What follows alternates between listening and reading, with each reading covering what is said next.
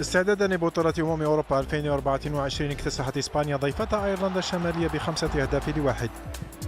وتغلب المنتخب الكرواتي على مضيفه البرتغالي ب2-1 في إطار تحضيراتهما لليورو. وفاز المنتخب البلجيكي على منتخب لوكسمبورغ بثلاثية دون رد. وتعادلت سويسرا وديا مع النمسا بهدف لمثله. من جهته فاز المنتخب الدنماركي على ضيفه منتخب النرويج ب3 أهداف لواحد. وديا أيضا تمكن المنتخب الصربي من الفوز على نظيره السويدي ب3 أهداف دون رد.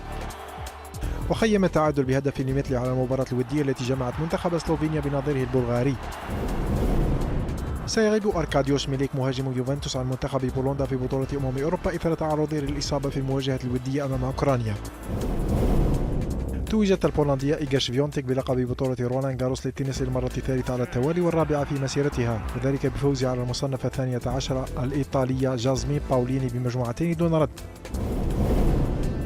وأحرز الثنائي المكون من السلفادوري مارسيلو أريفالو والكرواتي ماتي بافيتش لقب زوج الرجال بفوزه على الثنائي الإيطالي سيموني بوليلي وأندريا فافاسوري بمجموعتين دون رد.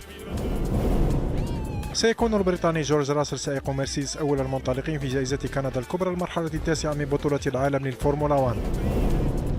اقترب الدراج السلوفيني بريموج روغليتش من التتويج بلقب السباق كريتيريوم دو دوفيني للمرة الثانية في مسيرته بعد فوزه بالمرحلة السابعة.